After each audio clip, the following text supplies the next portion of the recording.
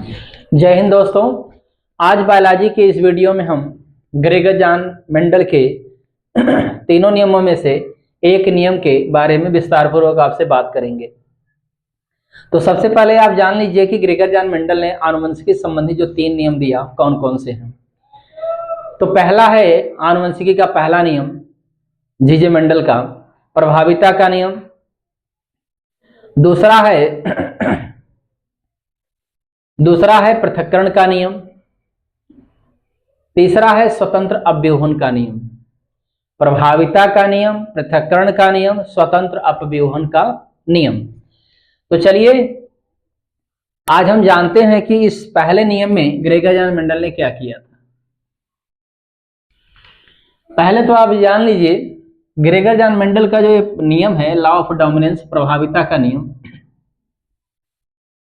ये monohybrid cross पर depend होता है। मोनोहाइब्रिड क्रॉस का मतलब होता है इन्होंने एक लक्षण को ध्यान में रख करके, मतलब मेल और फीमेल प्लांट के एक एक लक्षण को ध्यान में रख करके उनके बीच क्रॉस कराया। आपको पता है कि एक एक लक्षण का मतलब होता है कि जब इन्होंने क्रॉस कराया तो इसमें क्या क्या लिया, थोड़ा सा करेक्टर सुन लीजिएगा तब इसके बारे में हम आपको बताते हैं। इन्होंने क्या किया कि 2 शुद्ध मेल और फीमेल प्लांट के एक एक लक्षण को चुना। जैसे यहां ले लेते हैं शुद्ध लंबा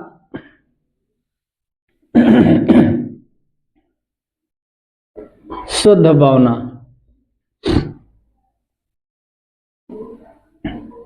शुद्ध बौना।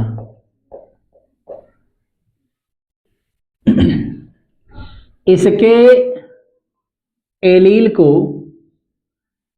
कैपिटल टी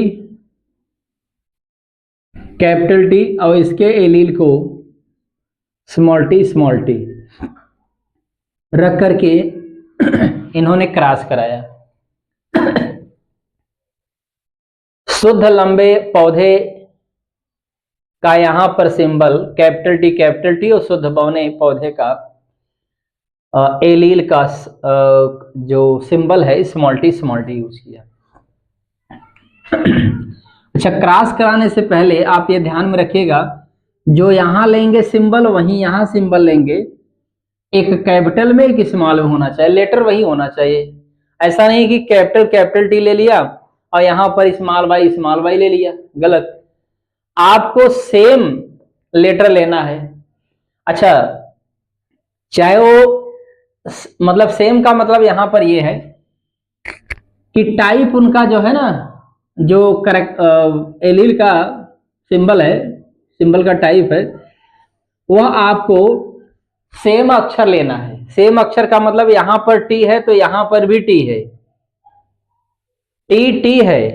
अब यहां पर आर लेंगे कैपिटल आर तो यहां पर स्मॉल आर लेंगे। आप होमोजाइगस कंडीशन में ले लीजिए या हेटेरोजाइगस कंडीशन में, उससे मतलब नहीं है।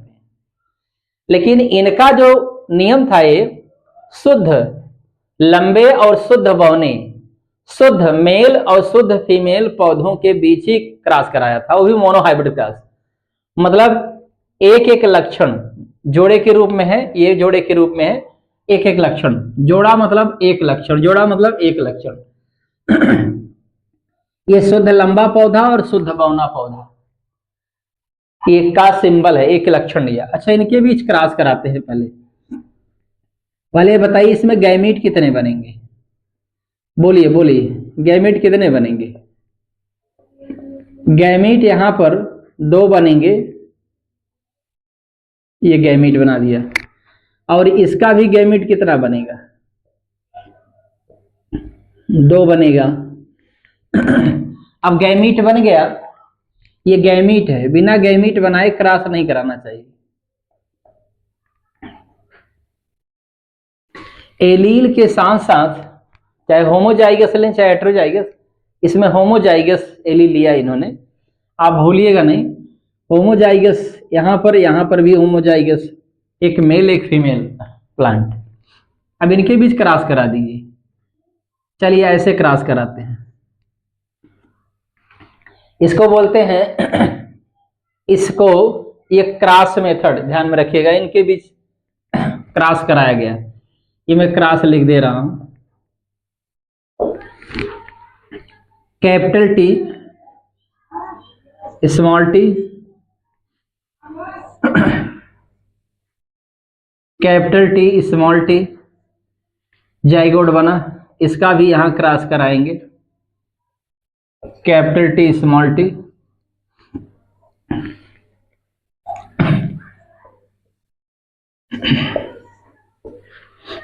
ये जाइगोट बन गए। क्या बन गए? जाइगोट। पहली पीढ़ी के जाइगोट बने, F1 जनरेशन। F1 माने पहली होती है, जनरेशन माने पीढ़ी होती है। पहली पीढ़ी में जाइगोट मिले हैं। अगर इन बीजों को आप बोएंगे, अगर इन बीजों को आप क्या करते हैं, बोते हैं, आपको बोने पर पौधे की लंबाई क्या मिलेगी? आप ध्यान से सुनेंगे। इनको अगर बो दिया जाए तो पौधे कैसे मिलेंगे? इसकी तरह लंबा मिलेंगे कि इसकी तरह? आप ध्यान दीजिएगा। पहली पीढ़ी में हमेशा जो अच्छा, ये आपको पता होना चाहिए, ये प्रभावी है और ये अप्रभावी है। ये प्रभावी है और ये अप्रभावी लक्षण है। और इसमें आप देख रहे हैं प्रभावी और अप्रभावी दोनों के लक्षण साथ में दिख रहे होंगे। एक एलील सॉरी, एक गैमीट इसका, एक गैमीट इसका मिला हुआ है। लेकिन आप ध्यान दीजिएगा, पहली पीढ़ी में ये जो पौधा अगर आप बीज बोएंगे तो इसकी तरह होगा, पूरी लंबाई इसकी शुद्ध लंबे की तरह प्राप्त करेगा। जबकि इसमें बोने का भी जीन है। बोने का भी क्या है? जीन है। इसमें भी सब में। आपको जानकारी के लिए बता दूं, अगर आप इसको देखेंगे तो इसमें दोनों के लक्षण हैं। अगर इनके हम एलील को देखें, इसके जाइगोट के एलील को देखें, इसमें दोनों के लक्षण मौजूद हैं। तो आप अक्षर को देख करके, जिसको जीनोटाइप कहते हैं, ये संकर मिलेगा। कैसा मिलेगा?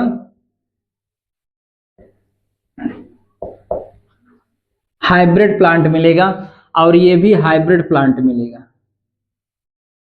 हाइब्रिड प्लांट, ये भी कैसा मिलेगा? हाइब्रिड प्लांट मिलेगा। ये भी हाइब्रिड प्लांट मिलेगा। यानी आप क्रॉस कराने के बाद इनके जाइगोट के अक्षर को देखें यहां पर। वैसे पौधे को उगाने के बाद आप उसकी कोशिका के अंदर ये नहीं देख सकते, लेकिन आप यहां पर जो लिखे हैं उसको देख सकते हैं। लिखे हुए को देख करके अगर आप बताएंगे तो आपको पता चलेगा कि इनमें दोनों के लक्षण मौजूद हैं। तो पहली पीढ़ी में सभी पौधे कैसे मिलेंगे? हाइब्रिड। देख करके आप बताएंगे तो हाइब्रिड। इनके जीन को देख के बताएंगे तो, इनको देख के बताएंगे तो आपको क्या मिलेगा? ये हाइब्रिड मिलेगा, यानी संकर पौधा मिलेगा। लेकिन इसको बोएंगे जो पौधा उगेगा तभी आप नहीं देख सकते। यानी बो करके अगर आप देखेंगे पौधा किसकी लंबाई प्राप्त किया है, तो शुद्ध लंबे पौधे की लंबाई को यह प्राप्त किए हैं। तो लॉ ऑफ डोमिनेंस में ग्रेगर मंडल ने क्या बताया? जब दो पौधों के बीच एक एक लक्षणों को ध्यान में रख करके क्रॉस कराया गया, मतलब मोनोहाइब्रिड क्रॉस में इन्होंने देखा कि पहली पीढ़ी में जो पौधे हमें मिलते हैं, सभी बीज को अगर हम बो करके देखें तो ये जो लंबाई मिलेगी, इसमें ये शुद्ध लंबे पौधे की पूरी लंबाई ये प्राप्त करेंगे। शुद्ध बोने की लंबाई ये बिल्कुल नहीं प्राप्त करेंगे। तो इसमें आपको पता होना चाहिए कि ये प्रभावी, शुद्ध लंबा प्रभावी है। मैंने यहां लिखा नहीं था, बताया था, बट बता दे रहे हैं। ये प्रभावी है और ये क्या है? अप्रभावी है। इसको आप याद रखिएगा। एक मेल है एक फीमेल, आप चाहे जिसको मेल माने चाहे जिसको फीमेल माने। तो आप बोएंगे तो पौधा किसकी तरह मिलेगा? प्रभावी शुद्ध लंबे पौधे की लंबाई को, फूल लंबाई को, पूरी लंबाई को यह प्राप्त करेगा। तो लॉ ऑफ डोमिनेंस में इन्होंने बताया कि जब दो पौधों के बीच, मेल और फीमेल प्लांट के बीच मोनोहाइब्रिडास कराया जाता है तो पहली पीढ़ी में सभी पौधे प्रभावी लक्षण वाले प्राप्त होते हैं, न कि अप्रभावी लक्षण वाले पौधे प्राप्त होते हैं। प्रभावी लक्षण वाले पौधे प्राप्त होने के कारण ही इसे प्रभाविता का नियम यानी लॉ ऑफ डोमिनेंस कहते हैं। लॉ ऑफ डोमिनेंस कहते हैं। तो आप देख करके क्या बताएंगे? संकर पौधे मिलेंगे अक्षर को देख करके, लेकिन बोएंगे तो आप कोशिका के अंदर बाहर से देख के नहीं बता सकते कि इसके लक्षण कैसे हैं।